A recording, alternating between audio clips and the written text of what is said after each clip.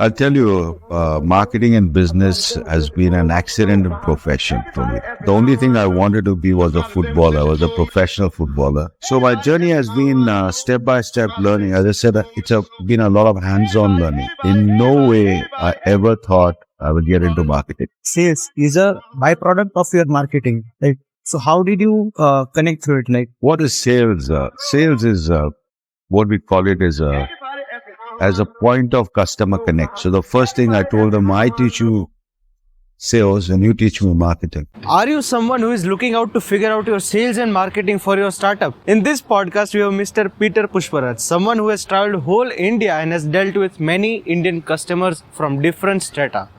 This podcast is specifically diverted towards his journey and how did he deal with Indian customers. Welcome to the Great Indian Consumer Podcast, the LaunchCast. So, sir, first tell that how was your experience in VIT? I think you have been here since 2 days, right? How did you feel about the campus and It was a extremely nice experience, especially the day one, the introduction to the faculty. They shared their innovations and what is their limitations that they're having and how they would like to do their journey. So it was good insight, and I was quite extremely happy to see there's so much of work the faculty are doing in terms of innovation. And the most exciting one for me was meeting the student ones. It was like my school days, and a lot of energy and a lot of ideas, and mostly innocent ideas. I want a roadmap, and we're doing this. A lot of excitement. So it was that experience was good, and that brought us to work hard in the evening. Me and Jarna, my colleague, to try and put together how do you bring this thought across to you guys, to the student and the faculty, in terms of the entrepreneurship as well as what is AI application.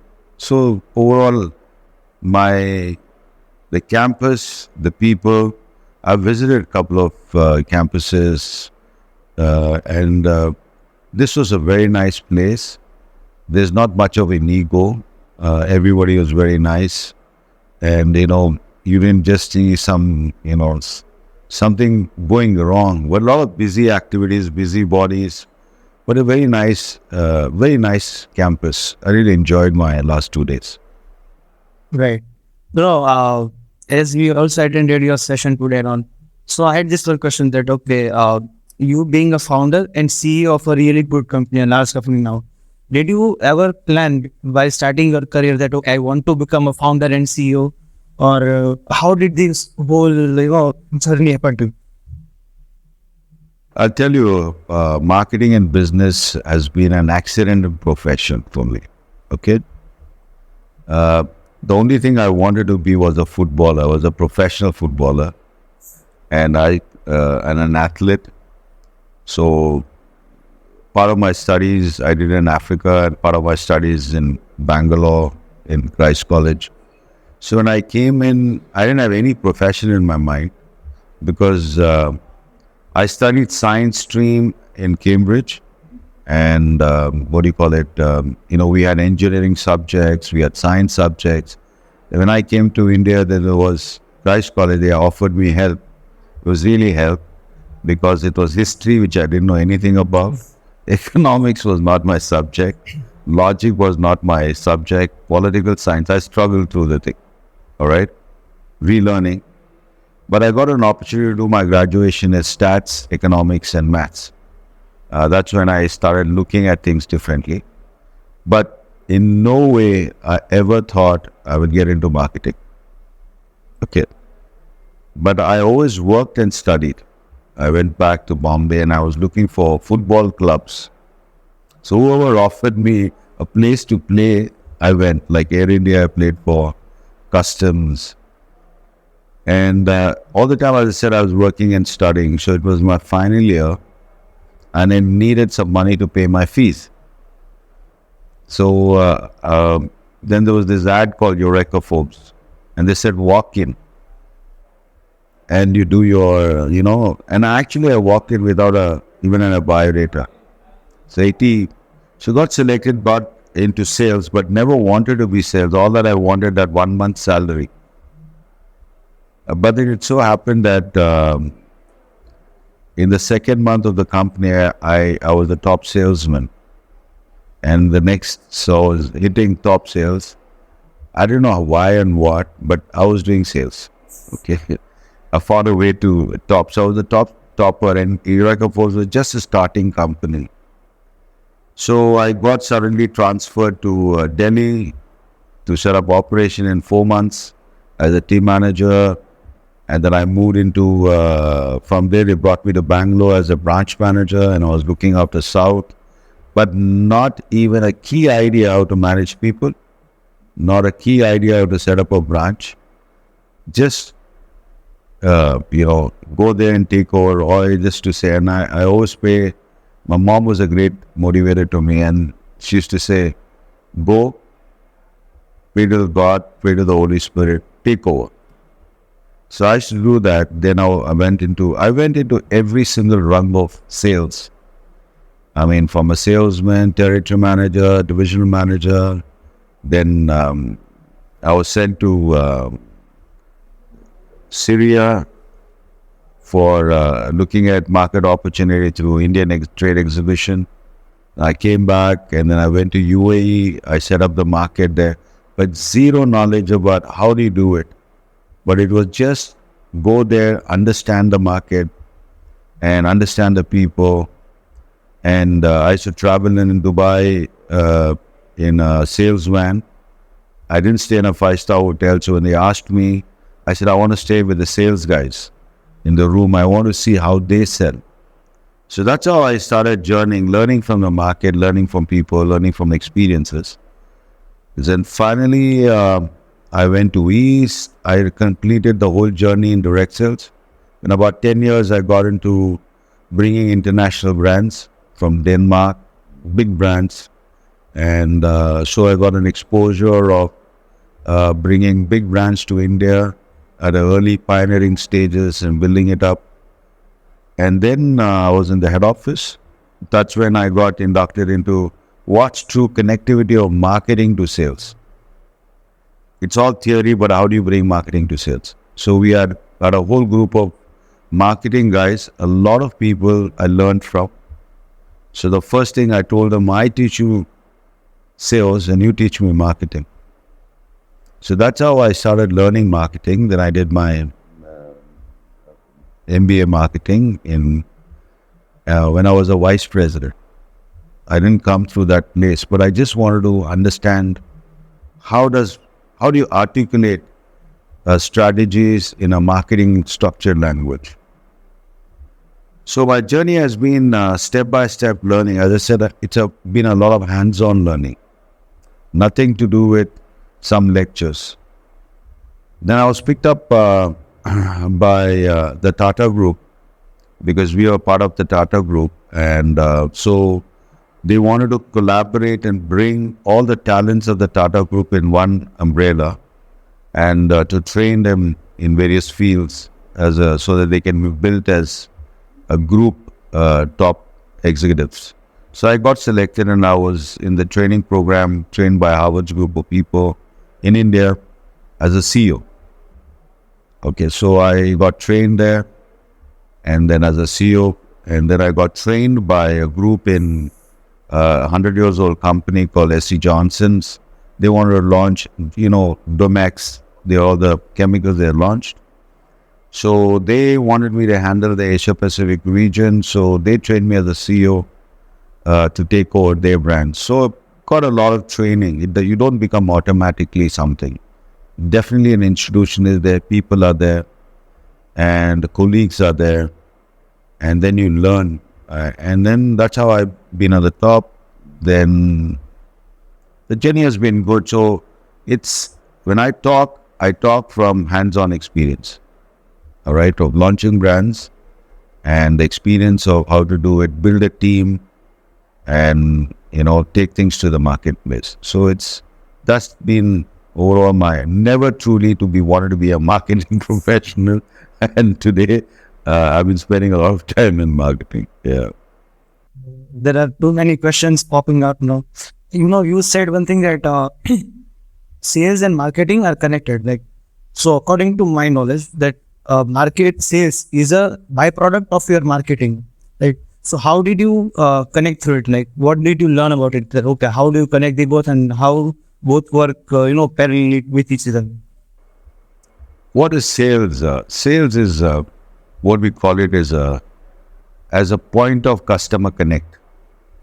All right. When I am meeting another customer, like today, I'm in the market, I'm selling tomatoes or I'm buying tomatoes. So sales is the interface where to the consumer and the company's representative sales meet. All right. And there's a commerce happening, exchange of goods and services. You have to sell it. So there's a lot of techniques that you learn how to sell to people, and how do you learn from them. Like if you go to a shop, let's say I go to a place like a multi-shopping mall. You see sales guys there. What is their job? The brand hires them to represent their product compared to the competition. So we go through a trend in sales, what is called ITDC or ICDT. It's called information, communication, demonstration, and trial, close, and close. All right? That is the approach of a sales guy. AIDTC is like awareness, interest, desire, trial, close, and close. So this is the buying process of the consumer. So a consumer, when he wants to buy, he needs to be aware of the product. So that's where the marketing role comes. Building awareness. All right? And sales guys is a channel. So the best thing that a marketing needs to do is, how do you let people know you're there? All right? And your brand is there, and what your brand stands for. So what is brand? Brand is, it came from an American language, branding. That means you actually burn your logo on it. Right on your back, the cows. So when you branded the slave, the tribe, or the shapes. So branding is a logo or something that belongs to you. So the farm that you come from as a brand is a place where you recognize. Let's say Pushparaj is a house of Pushparaj. So they have a quality, of a thing. It's like Tata's stands for something as a brand value. So you say any product that I buy from Tata's. They are very good and ethical. So brand stands for that. So marketing's job is, it's got a whole process, but I'm just giving it you very simple. Its job is to let people know how, where you are, what do you stand for, and where are you available. It's all about building awareness of the product, the services that you offer. That's all you can do. And promote certain schemes to build a pull. Sales guy can't do that. He can't go and shout and say, I've got a scheme. So it's all about marketing programs we have it. So it lets people and announces people to say, hey, come to my shop, buy online and all that. So that's a promotional program. A sales is a straightforward. My job is to sell means I promoted your product, you don't get money for it. Right? I sold, this is the money.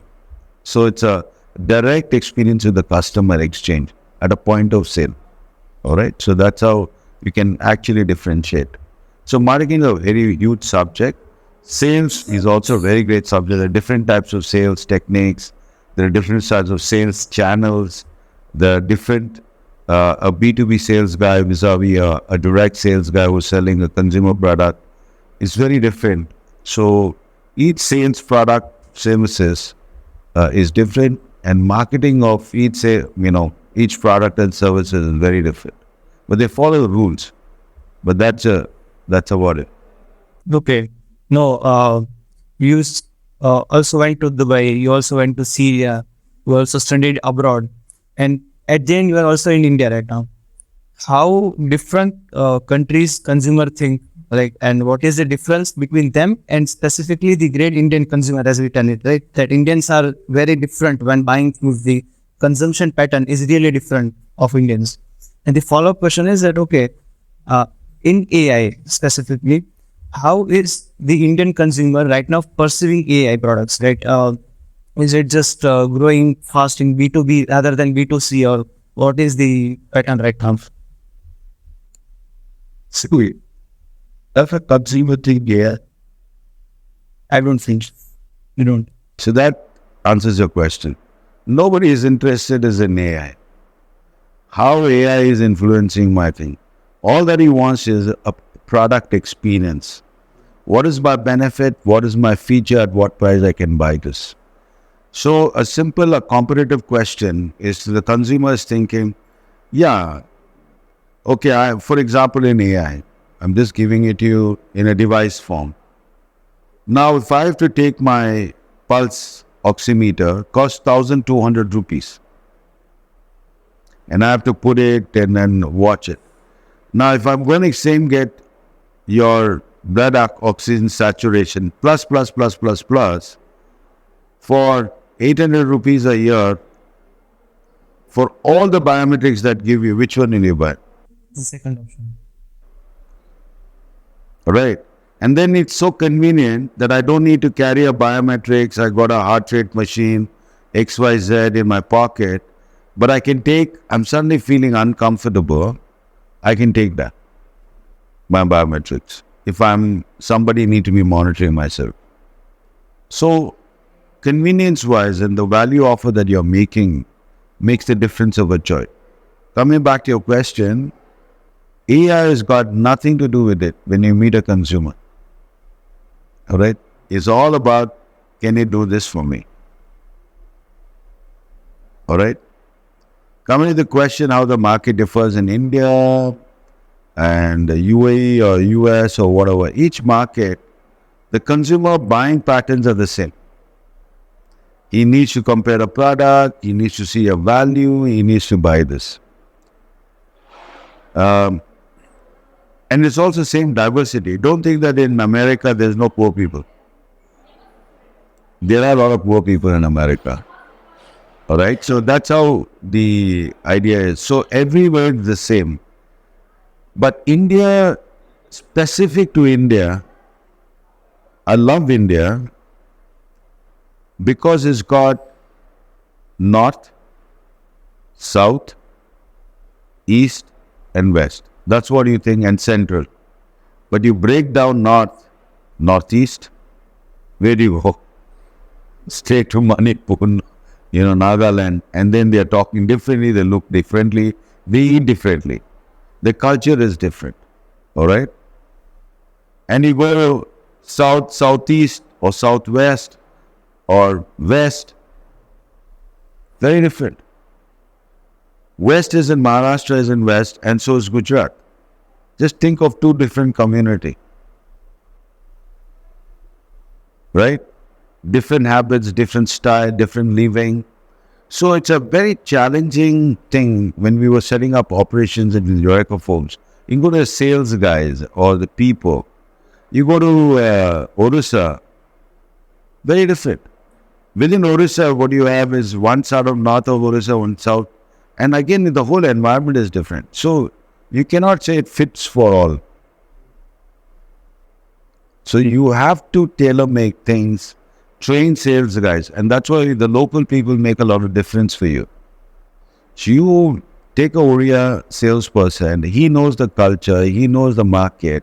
So when you localize that effort, and whole of state of Orissa can be 3-4 small European nations, right? And you take whole of Maharashtra, you have Europe inside that, or south. And within that, you just imagine how many languages are there, barriers are there. So when you launch for marketing challenges, how do you reach out? Especially when I was setting up operations there. Bengal had a lot of union. Any person that they say was in union, they won't work. You go to Kerala, similar thing. Sales guys, when they lifted the bag, then they told them, boss, you have to pay them kuli in Kerala. So it was like that. So the local people, the local way they approach it, you have to understand the culture, their languages, their eating habits. मैं नहीं खाएगा एक नहीं खाएगा boss. I'm strictly vegetarian, non-vegetarian, all this. I can't eat that. You will die. So you have to learn to blend with the culture and work along with it. It's very, very distinct, but pattern of buying and selling is very different. And certain regulations are there in each country. Like when we want to do direct sales in UAE, you can't do direct sales in UAE, can you? No. All right? Either you have to put a burqa and walk around, or you have to put this and they catch it and put you behind the bars 2 minutes. You can't knock doors. Similarly, Singapore, you can't knock doors. So you needed to get leads in the malls. We create promotions and then we generate the leads. And when the lead gives you a consent and invites you home, then you go to the house. All right. We couldn't sell water purifier in Singapore because they claimed they had the highest purified water. So when we launched, we made a big loss. You understand what I'm saying? So the point is each market has to be depth analyzed and understood it better. So that's the challenge. That's what I was trying to tell you.